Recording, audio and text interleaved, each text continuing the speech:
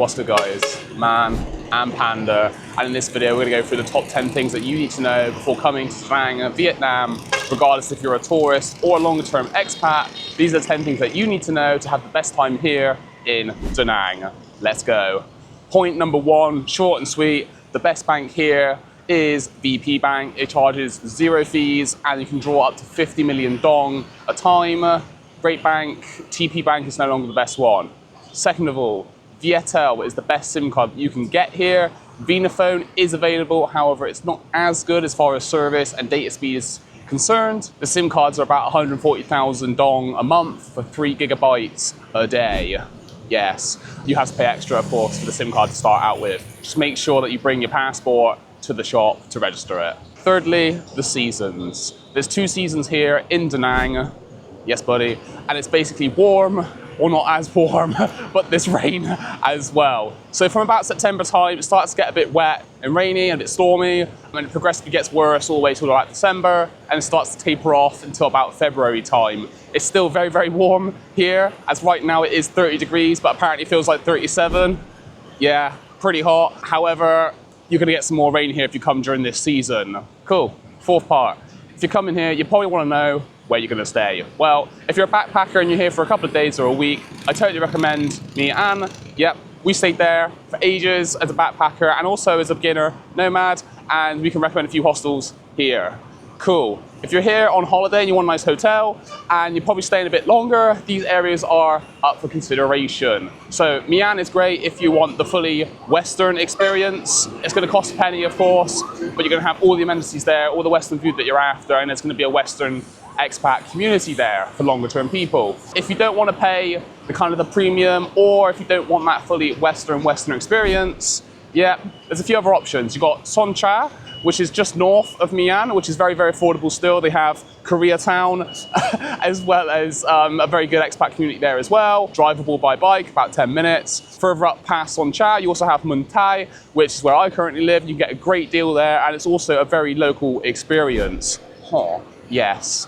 For those that don't care about the beach, you can live cityside, and that does have its own perks. I haven't lived there, but there's great food there, definitely worth checking out. And they do have a lot of roadworks there, unfortunately, as well. So bear that in mind. Right, and number 6, driving mopeds here in Vietnam and Da Nang in general. So if you haven't got an IDP, an international driver's license, have no worry, you can still drive here, albeit it's a little bit illegal. The thing is, on the beach side of Da Nang, they don't really bother tourists that rent motorbikes here, they leave you be. However, if you find yourself driving across the city side a fair bit, you're gonna start getting fined. My friend here, he gets fined about 1 million dong a time, it's about $30.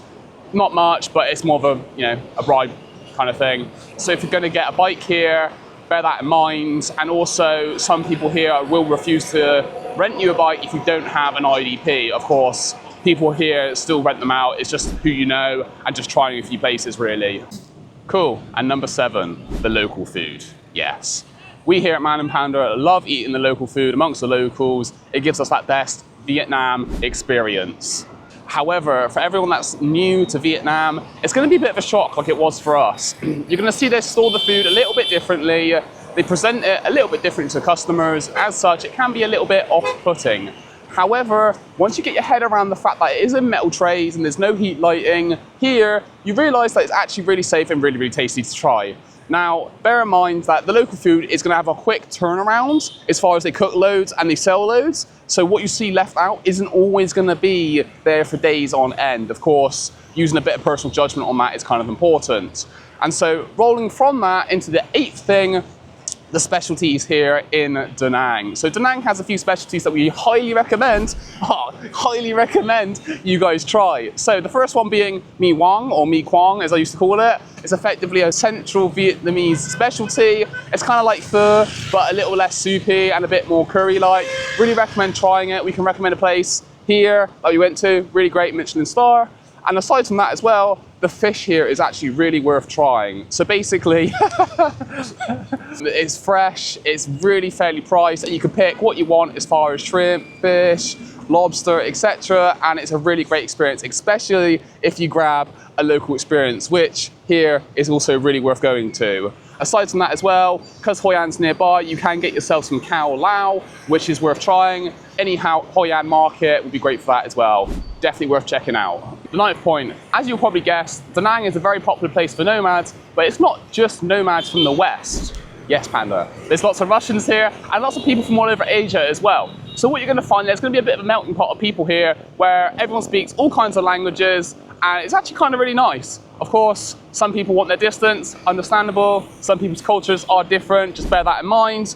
However, the local people here as well, of course, the people here first, they're really friendly once you get to know them. Usually they stick to themselves until they see you a few times and they say hello. Compared to Thailand, they're not going to be so sawadee ka in your face, of course. I meet a lot of people here that I kind of go to a lot for food, and they're so funny, they're so joke, even though we don't speak English or Vietnamese together, it's just kind of sign languages and stuff. Really recommend getting to know the people here if you can. And so the 10th and last one, or maybe the 9th one, we've got other nomads. Yes, so Da Nang is a very nomad hotspot. However, it has its pros and its cons. So I've been here now for a total of 9 months, 6 months consecutively, and effectively one thing I've got to say is a lot of people come and go. Yeah, it's good, it's nice. You can make a lot of great friends here. However, people do come and go from here for 3 months, 6 months, etc. Make some friends here, except that they come and go. And there is, of course, people here that do stay longer term. As far as dating is concerned, dating here is a bit tricky as well. It's not like Hanoi or Ho Chi Minh City where people speak English loads. So whilst there are people that do speak English here, finding someone longer term can be a bit harder unless you kind of feel like being a bit of an English teacher and helping someone along, which of course is very, very acceptable. Yes, so that's something to bear in mind there. Bonus point, I think I missed this, so it's probably the 10th one instead, is that Vietnam in general, and of course Da Nang, is kind of run on nicotine and caffeine. And so what do I mean by this? Yeah, Panda, what do I mean by this? So basically, it feels like people don't sleep here, as in the rest of Vietnam. They kind of wake up really, really early, and it seems they get to bed really, really late as well. And so sometimes you're going to find yourself getting woken up. Yeah, it's like we've been woken up too many times. You're going to find yourself getting woken up sometimes at the crack of dawn, wanting to go back to bed, and you might get a bit agitated. Just putting it straight out there. It's going to happen. That's it. Hope you enjoy, guys. Like, subscribe. If you need a video editor, give me a shout. And until next one, guys. Bye.